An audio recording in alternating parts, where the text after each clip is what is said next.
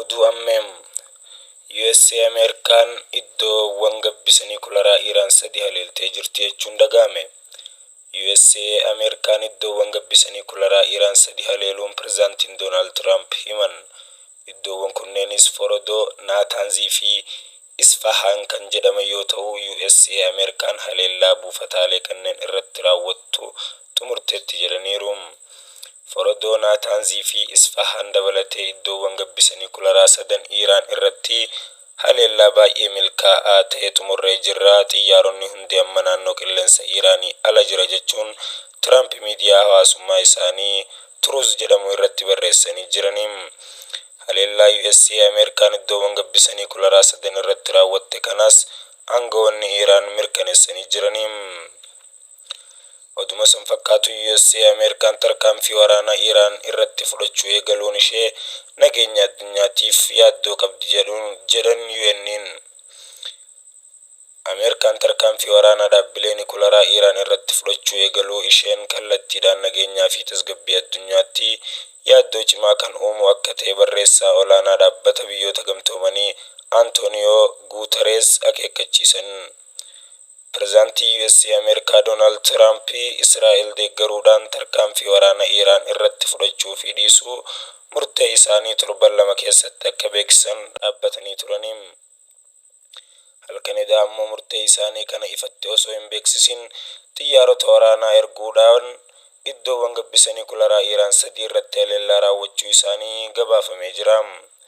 Barreessaan olaanaa dhaabbata biyyoota gamtoomanii kana hordofuun karaa fuula miidiyaa hawaasummaa isaanii X irratti erga dabarsaniin haleellaa USA Ameerikaan Iraan irratti raawwatte kun yaaddessaa ta'uu beeksisan. Kun ammoo gara sadarkaa idil addunyaatti babal'achuudhaan nagaa fi tasgabbii addunyaatiif yaaddoo guddaa akka ta'u Guterres dubbataniiru.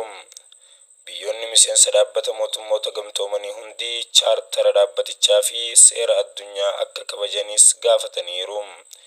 Waldhabdee biyyoota lamaanii kanattis bobba'aa dabaluudhaan akka hammaatu gochuurraa akka of qusatan waamicha dhiyeessaniiru. Iraan gara daandii nagaa yookaan hamatti deemti jechuun pirezidaantiin Doonaald Tiraamp beeksisan.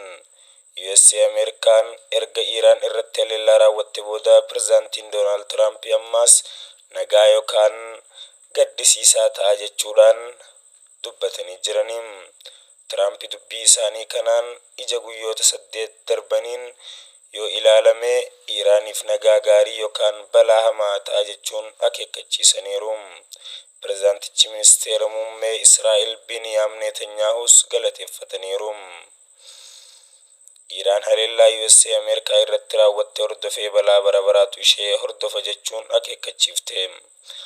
Iraan haleellaa USA Ameerikaa irratti raawwatte hordofee balaa bara baraatu ishee hordofa jechuun kan akeekkachiifte yoo ta'u, ministeerri dhimma alaa Iraan Sayyid Abbaas Aragachi haleellaa Ameerikaan iddoowwan nukleeraa biyyattii irratti raawwatte aarii guddaadhaan balaaleffatanii jiraniin. Iraan walabummaa ishee eeggachuu fi kan itti dhufe ammoo ofirraa qolachuuf filannoowwan hunda qabdi jedhanii jiraniin. Taateewwan ganama har'aa raawwataman kan nama aarsanii fi adabbii hamaa kan hordofsiisudha jechuun ministeerri dhimma alaa Iraan barreeffama X isaanii irratti maxxansanii jiraniin. Ameerikaan akka miseensa mana marii nageenya tokkotti gochaa chaartarii dhaabbata biyyoota gamtoomanii sarbuu hamaa raawwatteetti jedhan Aragachiin. Ameerikaan Fordoo dabalatee iddoowwan gabbisanii kularaa Iraan sadii kan haleelte yoo ta'u, aangawoonni Iraanis haleellaa iddoowwan kanneenii mirkaneessanii jiraniin. Iraan buufata xiyyaaraa Ben Guriyoon dabalatee Israa'el keessatti bakkeewwan garaagaraatti xiyyeeffachuun haleellaa raawwattee jirti.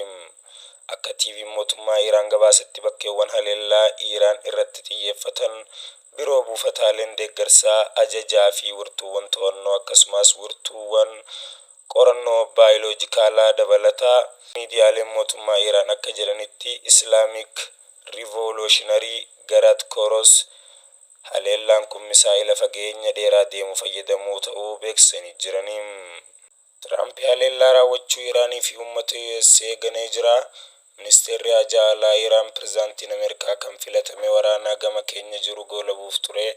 Cichooma dippiloomaasii sarbuun nuuf qofa osoo hin taane uummata isa filate gowwoomseera. Kanaas ergama yakkama waraanaa barbaadamaa jiruu fi lubbuu akkasumas qabeenya lammiilee Ameerikaa saamuuf bitamuun kaayyoo mootummaa Israa'el raawwachiisaa jira jedhan Aragachiin. Biyyoonni Arabaa haleellaa USA urtuu nikularaa Iraan irratti raawwatteef deebii kennan. Ameerikaan buufatawwan nikularaa Iraan irratti haleellaa bombii gaggeessitee sa'aatii muraasa keessatti deebiin idil addunyaa hedduurraa dhagahamaa jira. Biyyoonni Arabaa deebii kennuuf yeroo isaan itti hin fudhanne tokko tokko biyyoonni Arabaa kan jedhan kunooti.